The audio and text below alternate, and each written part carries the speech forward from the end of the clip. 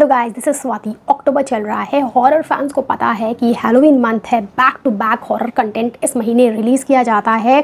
कुछ मीडियोकर होता है, एवरेज होता है, बट ऐसा कंटेंट ज़रूर मिल जाता है जो बेहतरीन हो। नेटफ्लिक्स पर रिसेंटली ऐड हुई माइक फ्लैनेगन की the fall of the house of Usher उसी टॉप रेटेड कंटेंट का पार्ट है। इसे देखने के बाद मैं बहुत ही आसानी से होल ईयर का जो हॉरर कंटेंट मैंने देखा है उसके टॉप 5 में नाम इसका दर्ज कर देती हूँ। अगर आप हॉरर फैन हैं और इसे मिस कर दे रहे हैं देन आपके लिए पाप करने जैसा होगा। माइक फ्लैनेगन ह्यूमन साइकी को बहुत अच्छे से जानते हैं।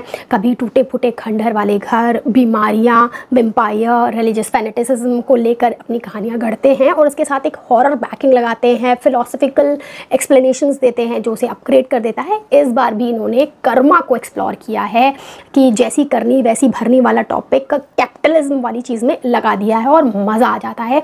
ऐसा नहीं है कि बस एक ही पक्ष बताते हैं कि जो लोग गरीबों को एक्सप्लॉइट करते हैं या कंज्यूमरिज्म फैलाते हैं वो कितने बुरे हैं। आखिरी में आकर लास्ट एपिसोड में थोड़ा दूसरा पक्ष भी बताते हैं कि कंज्यूमर्स हैं तभी कैपिटलिस्ट हैं और चीज़ें बना रहे हैं, लेकिन थोड़ा ही बताते हैं। बाकी जो कुछ भी इन्होंने दिखाया है मज़ेदार है। देखिए, जब किसी के पापों का घड़ा भर जाता है ना तो उसका अंत आने ही वाला होता है। और किसी भी इंसान के लिए खुद से ज़्यादा प्यारी अगर कोई चीज़ होती है, भले थोड़ी सही, अगर वो बहुत सेल्फिश है तो वो उसकी लेगेसी और ब्लड लाइन होती है। यहाँ पर माइक फ्लैनेगन ने इसी सीरीज़ में ओपियाइड क्राइसिस को सेंटर में रखा है। एक अशर फैमिली है जो कि एक जॉइंट फार्मा के मालिक हैं और वो एक ऐसी पेन किलर बनाते हैं जिसे कहते हैं कि वो नहीं एडिक्टिव है, लेकिन सच तो कुछ और ही है। और अब जो कुछ भी उन्होंने किया है, जिसके बेसिस पर उन्होंने अपना एम्पायर खड़ा किया है, कर्मा अब आया है उनका पे बैक देने। कहानी में गॉथिक और डार्क एलिमेंट ऐड करने के लिए एडगर एलन पो की meeting the devil at the crossroads, selling the soul for fortune वाला एंगल डाला गया है, जो कि बहुत ही जेनेरिक कहानी है। आपको बहुत सारी सीरीज़ और मूवीज़ में पहले भी देखने को मिल चुकी है, लेकिन इनका अंदाज़ क्योंकि बहुत अलग है सो वही चीज़ें नई लगती हैं। फॉर एग्जाम्पल, अगर आपने घोस्ट राइडर देखी है, रिसेंटली अभी वंडर वुमन है, और सुपर नेचुरल जो बहुत ही फेमस हॉरर सीरीज़ है उसमें भी ये डेविल वाला एंगल आता है, जिसमें आप अपनी सोल को बेच देते हैं सर्टेन टाइम पीरियड के लिए कि आप हमेशा अमीर रहेंगे, सुंदर रहेंगे, और बहुत सारी चीज़ें दिखाई जाती हैं। इस सीरीज़ में आपको 8 एपिसोड्स देखने होंगे। इन एपिसोड्स का रन टाइम लगभग 1 घंटे के आसपास का है। लास्ट एपिसोड इसका 1 घंटे 16 मिनट का है, लेकिन trust me, last 2 episode bomb है। फिलोसफिकली, हॉरर वाइज ऐसा लगता है हॉरर सरकाज़्म कर रहे हैं यहाँ पर माइक फ्लैनेगन। सो मुझे इस तरीके का कंटेंट बहुत पसंद है। बाकी मैं बात करूँगी क्या कुछ स्टोरी है इस सीरीज़ की। अगर हम इस सीरीज़ की स्टोरी की बात करते हैं तो यहाँ पर अशर्स दिखाए गए हैं जो कि फार्मा टाइकून हैं। इनकी डिसफंक्शनल फैमिली है और इनके हेड हैं रॉडरिक अशर और मैडेलिन अशर। ये दोनों भाई बहन हैं। कहानी को बेसिकली आप 3 तरीके से देख सकते हैं या 3 पार्ट्स में समझ सकते हैं। एक तो राइज ऑफ द अशर्स दिखाया गया है कि किस तरीके से भाई बहन बहुत गरीब थे, इनकी मदर की भी डेथ हो जाती है, उससे रिलेटेड भी फ्लैशबैक्स आते रहते हैं। बहुत हॉरिफिक कहानी है। और फिर किस तरीके से ये सीढ़ियाँ चढ़ कर, लोगों को ठग कर और बहुत कुछ गलत काम करके पहुँचते हैं।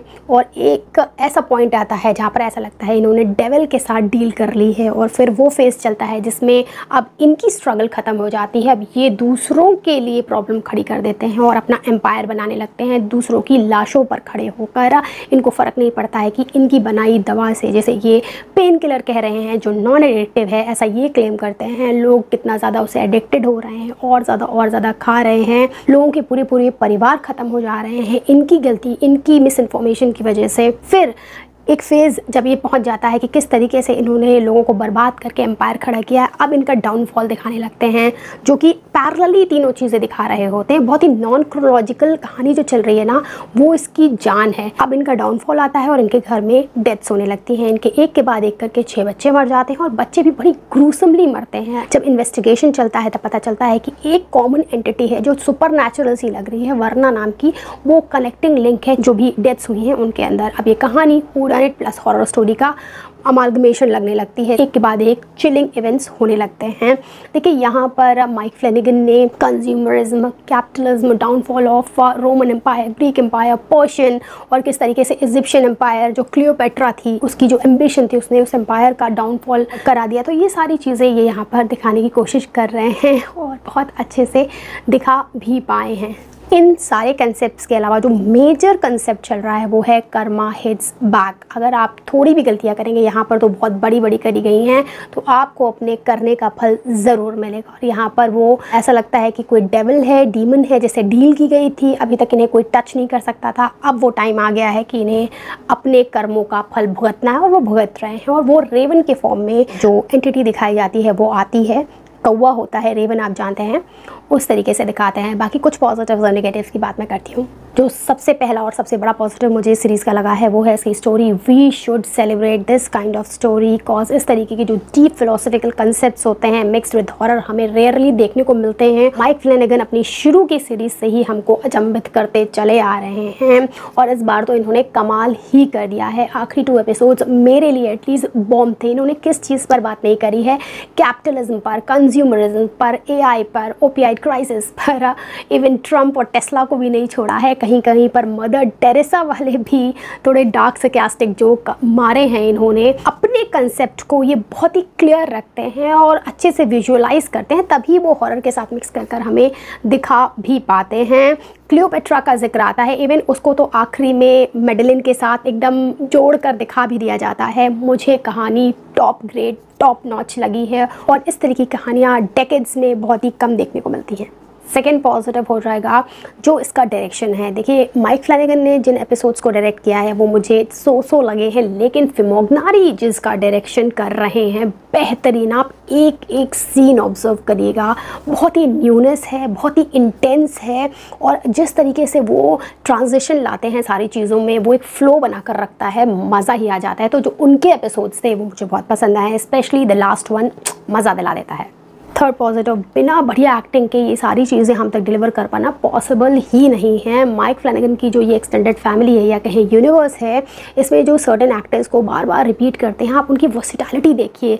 हर एक कैरेक्टर में वो इतने बढ़िया फिट हो जाते हैं कि उनकी जगह आप किसी को इमेजिन कर ही नहीं सकते हैं। जैसे यहाँ पर कार्ला गोकिनो मस्त बढ़िया एज अ वर्ना वो निकल के आई हैं। उनके कैरेक्टर में बहुत बढ़िया शेड्स थे, हर जगह वो जिस तरीके से अपनी एक्टिंग का जलवा बिखेरती हैं, मज़ा आ जाता है। और मार्क हैमिल भी एक अच्छा एडिशन थे। उनकी बॉडी लैंग्वेज, उनका पर्सोना मुझे काफ़ी पसंद आया है, जिनको मैं आगे देखना भी पसंद करूंगी। अगर हम ड्रॉबैक्स की बात करते हैं, तो जो पहला छोटा सा ड्रॉबैक मुझे दिखा है कि पहले 2 एपिसोड्स में जो सेकेंड एपिसोड का एंड आता है वहीं पर थ्रिल फैक्टर एकदम से हाई होता है। उसके पहले जो कहानी चल रही है बहुत ही फ्लैट चल रही है, जिसमें थोड़ा सा और तड़का लगाया जा सकता था। सेकेंड जो ड्रॉबैक है, नेगेटिव मुझे मिला है, वो ये है कि जो इसमें हॉरर है दिखाया जाता है वो साइकोलॉजिकल हॉरर है, मेटाफोरिकल फॉर्म में चीज़ों को दिखाया जा रहा है। तो जो लोग जंप स्केयर्स और क्लासिक हॉरर की उम्मीद लगाए बैठे हैं, उनको अगेन यहाँ पर निराश होना पड़ेगा। सर्टेन ग्रुप ऑफ पीपल तो इससे निराश होंगे ही, कॉज यहाँ पर जो फिलोसफिकल चीज़ें ऐड कर दी जाती हैं वो कुछ के लिए थोड़ी ज़्यादा भारी हो जाएंगी, और वो इस तरीके का कंटेंट देखना पसंद नहीं करते हैं।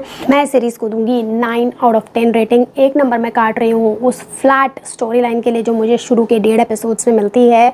बाकी इसमें गोर, वायलेंस, प्रोफैनिटी है, अडल्ट सीन्स कुछ नहीं है, लेकिन बच्चों के लिए सीरीज़ नहीं है, कॉजा ये डरावनी चीज़ें वो ना देखे तो ही सही है। बाकी हम हॉरर फैंस के लिए माइक फ्लैनेगन की ये ट्रीट बहुत पसंद आई है मुझे। That's it from our side, bye bye.